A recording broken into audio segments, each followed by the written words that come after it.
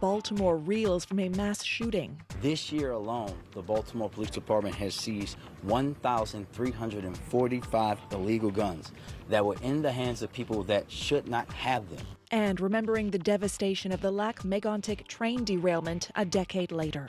It's going to be a reminder every single day that that train who took my son is going next to my house. That's later, but first. Power lines downed, trees uprooted, and houses damaged or destroyed. Cleanup is now underway in Alberta's Mountain View County, where a tornado carved a 30-kilometre path of destruction yesterday. Qu'ran reports. And it hit a couple of houses, damaged them pretty significantly, and I stopped the chase momentarily. American storm chaser Aaron Jajak was following the tornado that hit Mountain View County in Alberta on Saturday. He watched as it destroyed everything in its path. I got out of the vehicle and I didn't feel it was safe for me. There were power lines down. I could hear gas spewing out of the home, so I decided it wasn't safe for me to get any closer to the home. And right at that moment, I saw that there were emergency responders coming down the road to me. The emergency responders came in time. There were no fatalities. Darlene Bowen's extended family barely escaped the tornado, running into their basement with seconds to spare. They lost homes, livestock, and a trailer. And I'm telling you, I just started to cry. It was devastating to see my childhood property just totally demolished. Devastating. Where once stood homes, only splinters of wood and metal sheets remain, surrounded by mangled tractors and a brown trail through the farmland. The community is trying to pull itself together and start from scratch. Carstairs Fire Chief Jordan Schaefer says they're there to help. We've been in talks with the RCMP, and they are trying to get victim services set up to have a chat with them, make sure that they're in the best state. And authorities are also trying to bring in more support to clear the province's biggest highway. Compared to other tornadoes you typically see around Canada, this is a more significant event, right? Tornadoes are not uncommon in Alberta this time of the year, but experts say this one was big for the region, staying on ground for roughly 20 minutes. Connell Miller is with the Northern Tornadoes Project. He's in Carstairs today.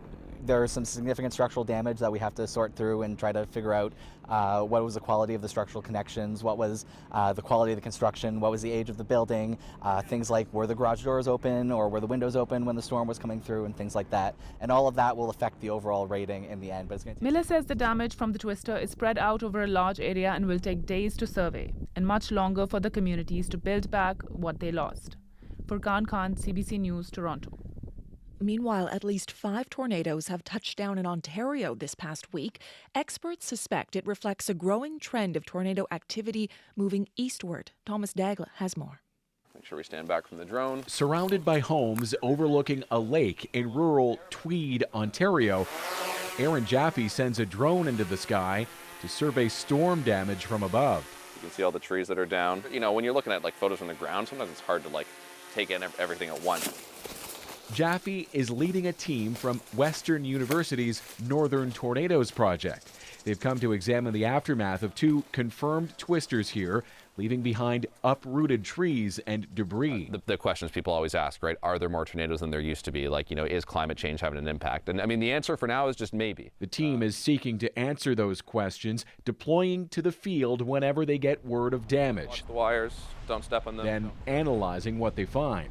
The researchers are gathering more data than Canada's ever had on its tornadoes. This does match climate change predictions. Executive Director David Sills says they're noticing a trend that may worry some people in Ontario and Quebec. Tornadic storms are going to start happening more often in the eastern part of the country and less in the western part of the country. In other words, this country's so-called tornado alley may be slowly moving from the prairies eastward, closer to some of Canada's most densely populated centers. For years, experts suspected the country saw some 60 tornadoes each summer.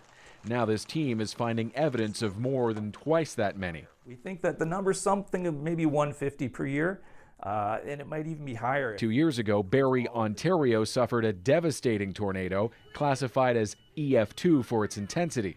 Oh my God! Oh my God! The twister tore up roofs and highlighted, say experts, how communities need to be better prepared. The first thing that I would say we need to do is put hurricane straps in, and that's a couple $100s for new houses. Western University engineering professor Greg Kopp is among those using the newly gathered tornado data to help Canadians avoid the worst. Part of knowing where storms happen and how intense they are allows us to optimize the design for that. But it starts with just changing some of the nails and some of the fasteners that we have there. The team examining storm damage is off to the next potential tornado site, aiming to give this country a fighting chance with earlier warnings of trouble ahead. Thomas Dagg, CBC News, Tweed, Ontario. Authorities in Quebec are looking for two men who were swept away in a landslide yesterday in Rivière-Éternité, northeast of Quebec City. They'd been trying to clear a road after a severe thunderstorm caused a nearby river to swell. Quebec provincial police say helicopters, divers, and searchers are looking for the lost men. A third person was rescued and is in critical condition in hospital. The region is under a state of emergency, with more rain expected in the forecast tonight. Police in Baltimore say they are still looking for multiple suspects after a shooting early this morning at a neighborhood block party. 2 people were killed and nearly 30 injured. Several are in critical condition. The city's mayor has made an emotional appeal to limit the easy access to firearms. But as the CBC's Katie Simpson tells us, it's just one of hundreds of mass shootings in the U.S. so far this year. Once the crowd cleared and survivors had been transported to hospital, police wheeled in a stretcher to carry away the body of an 18-year-old woman, one of those killed in this mass shooting. Acting Police Commissioner Richard Worley says the 911 calls started coming in around 12:30 this morning, after at least 2 people opened fire at a crowded block party, an annual gathering to celebrate the community. We don't know if they were targeted or if they were just shooting indiscriminately down the street. The victims range in age from just 13 to 32. Nearly half of those shot are children. Most of the victims are expected to survive. This was a reckless, cowardly act of violence. Mayor Brandon Scott urged witnesses to cooperate with police while delivering a blunt warning to the perpetrators. I hope with every single breath that you take, that you think about the lives that you took. We have to do better. The anger, frustration, and sadness among local and state officials was palpable at an afternoon news conference not far from the shooting scene. This is insanity. This cannot be the society that we are expected to live in. Bill Ferguson, the president of the state Senate, delivered a familiar call for change, which often happens in the wake of an American mass shooting. Baltimore is very familiar with gun violence. The city is one of the most troubled in the country. It has a population of close to 600,000 and typically deals with more than 300 murders a year. The amount of violence that we see is really quite striking. Dr. Thomas Scalia is the physician-in-chief at the University of Maryland's Shock Trauma Hospital in Baltimore, the only trauma-dedicated hospital in the country. He spent years pleading with lawmakers to address and treat the root causes of gun violence because he's tired of telling the loved ones of shooting victims their family members didn't survive. These moms, parents, they're very grief-stricken that this has happened, but they're not actually surprised. It's part of the life in the city of Baltimore. According to the Gun Violence Archive, there have been 338 mass shootings in the U.S. so far this year. The country is well on its way to marking a 4th straight year of more than 600 mass shootings. Katie Simpson, CBC News, Washington. Thousands of unionized port workers in BC are still on strike after walking off the job yesterday, including at the country's busiest port in Vancouver. As Susanna De Silva reports, there are worries if the strike continues for much longer, it could do serious damage to Canada's economy. 5917. News of the port strike was not welcome at this South Asian grocery store. You know, staples for the Indian community that I know is like rice and lentils. They're all imported, they come by containers, and if it doesn't come out, prices will go high, there will be shortages, and a lot of spoilage too. Challenging potential repercussions at a time when store owner Vanitha Kumar says supply chains are still recovering from COVID and inflation is taking a bite out of every customer's wallet. We can feel the pain of our customers even now when they come shopping with, the interest rate hike and the gas prices. And now this again, how much can anybody absorb? More than 7,000 workers at 30 BC ports, including Vancouver, which is Canada's busiest, walked off the job yesterday over wages and concerns around automation. The port says 1/3 of all of Canada's trade outside of North America moves through the Port of Vancouver. A week is $5.5 billion of disrupted trade. Matthew Holmes from the Canadian Chamber of Commerce says the federal government needs to step in, arguing the effects will be felt quickly. I think we're going to see it surprisingly fast. I think our economy and coming out of the pandemic, COVID-19, we saw the fragility of our supply chains and our trade corridors, and any disruption at this point can send off a ripple effect. I think in the short run, the impacts are very minimal, and people shouldn't be panicking. But Peter Hall, who is a professor at Simon Fraser University and studies supply chains, especially at ports, believes the strike would have to drag on a few weeks for major impacts to be felt. And there is a mechanism to legislate them back to work and then have an arbitrator make an arrangement. And this is probably a 6-year deal, so it's not the end of the world if it takes a bit of time to find the right deal between the parties. Federal mediators have been brought into the negotiations, and Canada's Minister of Labour is also in Vancouver, with his representative saying he has no plans to leave town. Susanna De Silva, CBC News, Vancouver. France's President Emmanuel Macron has been in crisis talks with his ministers following several nights of violent protests across the country. They've been sparked by the death of a teenaged boy of North African descent, killed by police during a traffic stop in a Paris suburb. Tens of thousands of police have been deployed in France's major cities. As Sarah Levitt tells us, one of the boy's family members is calling for calm. France at a flashpoint. 45,000 police officers again deployed across the country. Anger on full display, with protesters driven to the streets by the shooting death of 17-year-old Naël M at the hands of police. The Algerian-French teenager's death further igniting an already deep rift between police officers and minority communities who say racism is at play. Canceling an official trip to Germany, President Emmanuel Macron held yet another crisis meeting. He did find one unlikely ally in his appeal for calm: Nahel's grandmother. The people rioting right now, I'm telling them to stop, Nadia told a local news station. Stop breaking windows and targeting buses. It's moms who take those buses, she said. That call for an end to violent protests coming after a Saturday night which saw 2 politicians appear to be directly targeted. Police say individuals tried to ram the home of Vincent Jeanbrun and then set fire to the car. Local prosecutors say an investigation into an attempted murder has been opened. Jeanbrun was not home at the time, but his wife and his kids were. She and one of the kids were injured.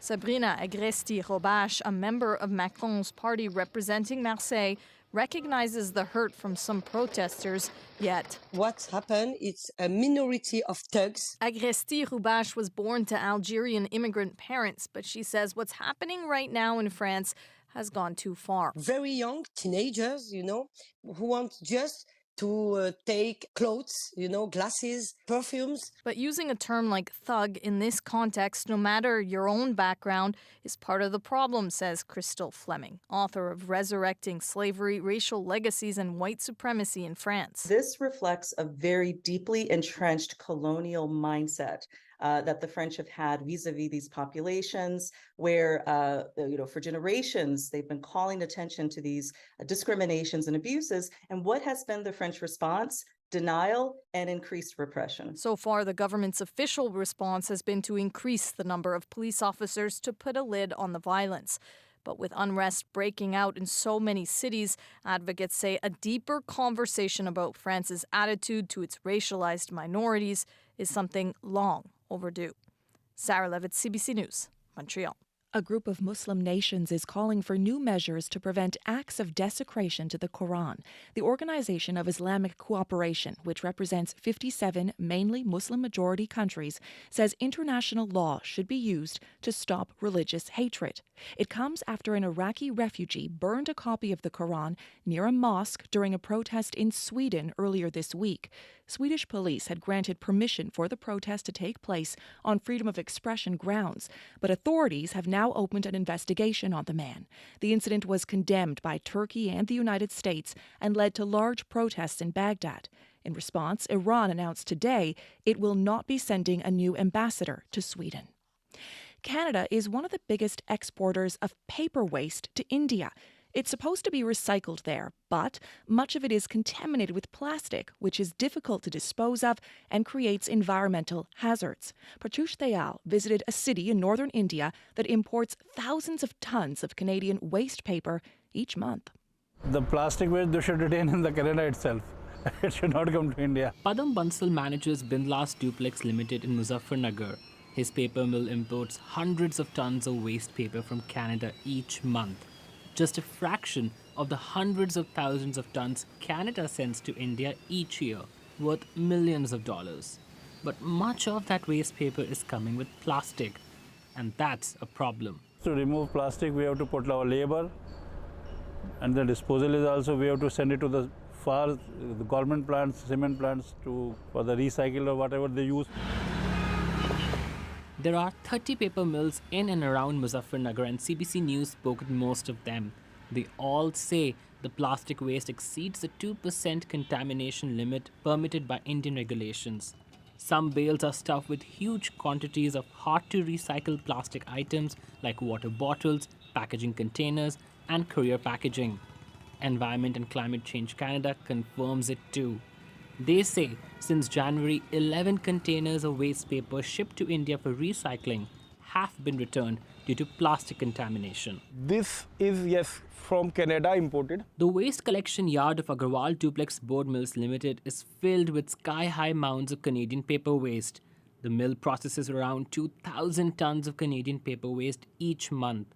Everything from Tim Hortons cups to President's Choice packaging and Royale toilet paper boxes, among other Canadian brands. Mill manager Abhishek Agarwal says that the waste paper gets mixed into pulp and recycled into tissue paper. The pulp goes through the pulp mill, different equipments of screening and washing. This screen passing out the fiber in final pulp, and this is the reject plastic waste. Here, we remove this and throw outside. But Agarwal says bales of paper are contaminated with plastic and a lot of energy goes into removing it. Much of that plastic piles up in landfills along the outskirts of Muzaffarnagar. Children can be seen picking plastic items out of them to sell to the recycling units.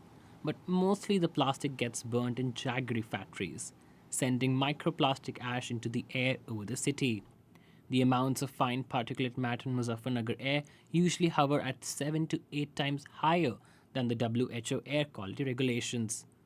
Agarwal says India already has its own waste to worry about, and if Canadians take just a second to separate their plastic waste from paper, it could save his workers hours of labor.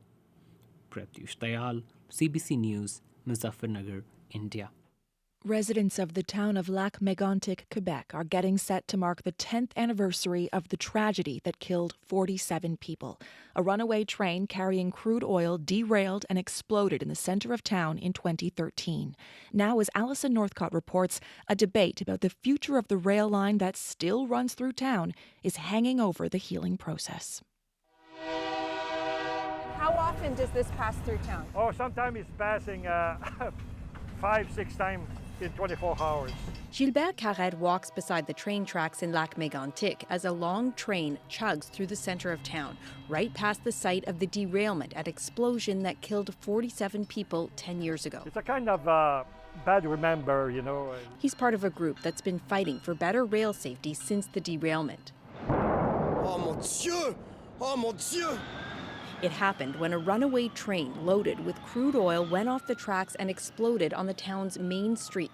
Since then, there's been an ongoing debate about rerouting the train tracks to go around the town instead of through it. Oh, geez, he was always happy.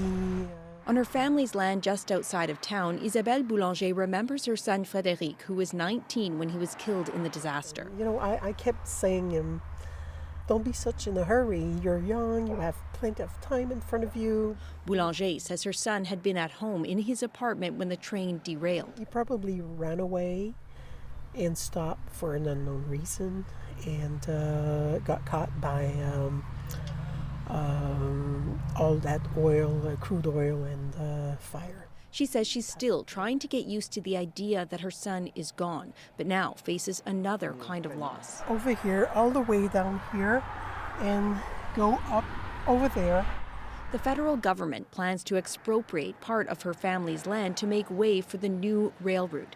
Even as the plans move forward, she and her family say they will keep fighting it. It's difficult because it's going to be a reminder every single day that train who took my son is going next to my house.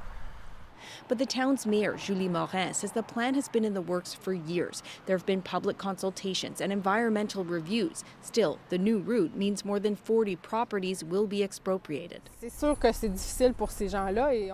hard for those people, and we understand that, says Morin, but we must keep in mind that ultimately this is to protect the majority of our residents.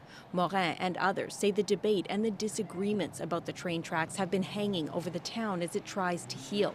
The federal government says its decision came after careful reflection, and it remains committed to building the rail bypass. The town will mark the 10th anniversary of the tragedy on July 6th. Boulanger and her family say they will do so privately, releasing butterflies at her son's grave as they do every year. Alison Northcott, CBC News, Lac-Mégantic, Quebec.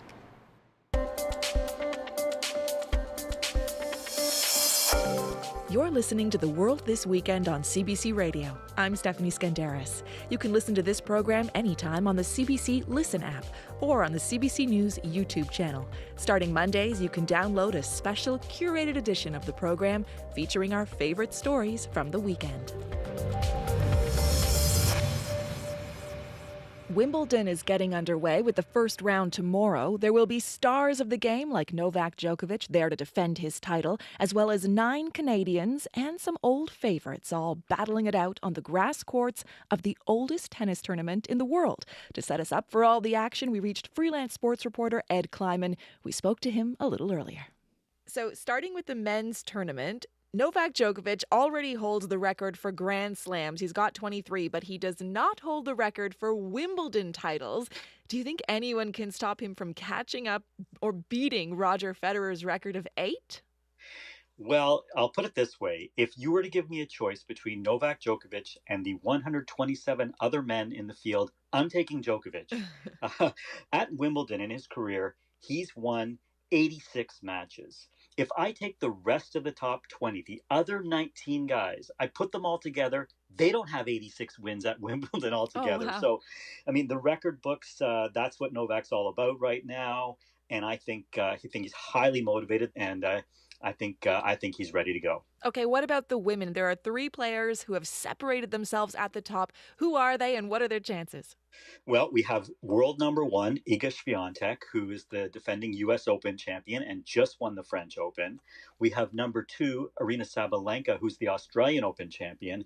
And number 3, Elena Rybakina, who won last year's Wimbledon.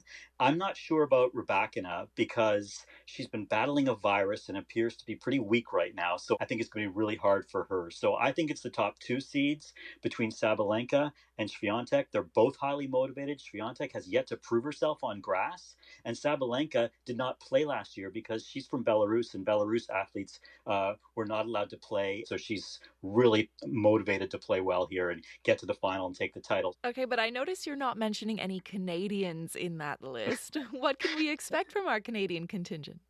My thought on the Canadian contingent is let's all have low expectations this time around. We've got a lot of talent. There's no doubt about that.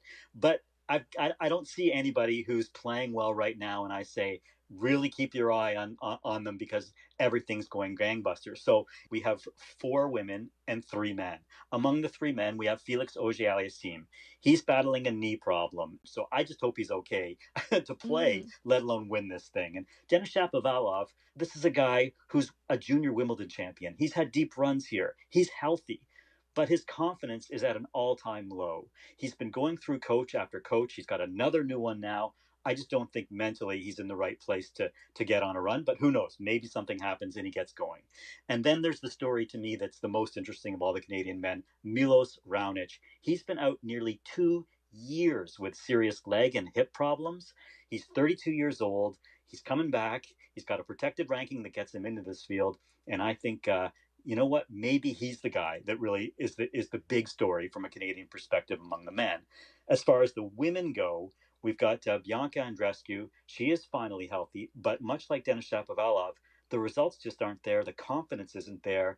Again, maybe Wimbledon brings something out in her.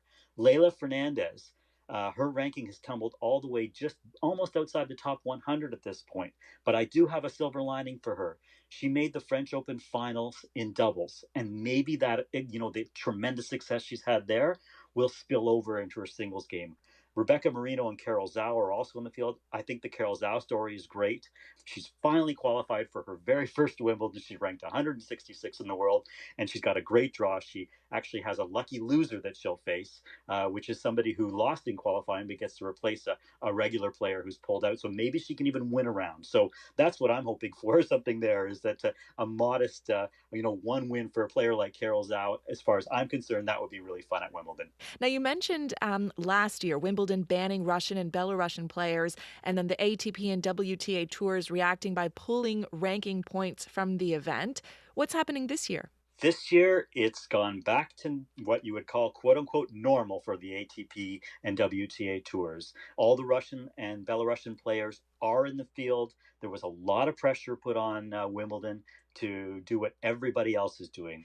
So all the Russians, all the Belarusians are thrilled to be back. The Ukrainians on tour have been very vocal in their opposition to this, and Wimbledon was the one place they felt they were heard. So the controversy hasn't gone away, but it is now uniform, and Wimbledon has come into line, so to speak. All right, Ed Kleiman, always great to chat. Thank you so much. Thanks for having me on. And I love to live so pleasantly. Live this life of luxury, lazing on a sunny afternoon. I'm not sure if it was an actual sunny afternoon in July 1966 when this song by the Kinks was #1 in the UK. But it would have felt like one, at least, for Billie Jean King, who was #1 at Wimbledon. It was her first major championship victory, part of an incredible career that would include 39 Grand Slams, a lifelong fight for equality and women's rights in sports, and inspiring people like her friend Elton John, whose song Philadelphia Freedom is about King. Philadelphia freedom, love. Billie Jean King is back in the headlines this week and breaking new barriers. She'll be getting a star on the Hollywood Walk of Fame, the first woman in the sports entertainment category. She's also backing a new women's professional hockey league that'll begin competing in North America next year. And she's celebrating another anniversary, this one from 1973, when Slade was topping the charts. You know how to swing me.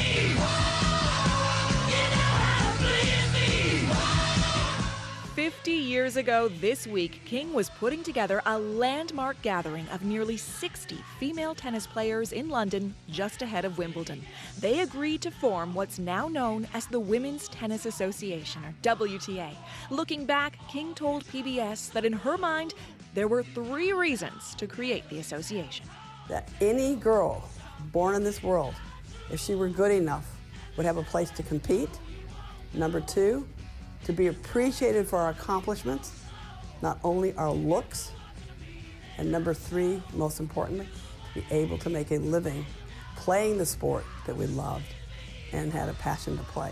And lest you think King's playing days are behind her, well, she also visited Centre Court. hitting a few balls with Debbie Jevons, a former player who will become the first woman chairperson of Wimbledon later this month. Sounds like another sunny afternoon, no matter the weather. And left me in my stately home, blazing on a sunny afternoon.